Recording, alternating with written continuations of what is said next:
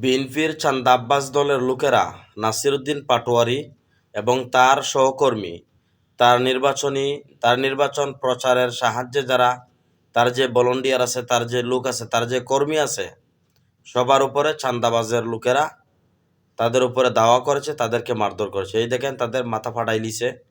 তারা আজকে হাসপাতালে গিয়ে চিকিৎসা নিয়েছে। এমনকি ছাত্র শিবিরের 11 জন এবং এনসিপির হচ্ছে 3 জন। এই হচ্ছে মোট 14 জন লোককে তারা মারধর করেছে।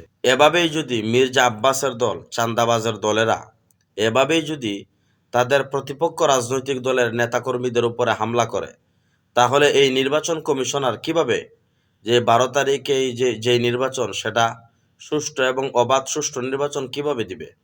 কেন্দ্রগুলা কিভাবে এই নির্বাচন কমিশনার রক্ষা করবে?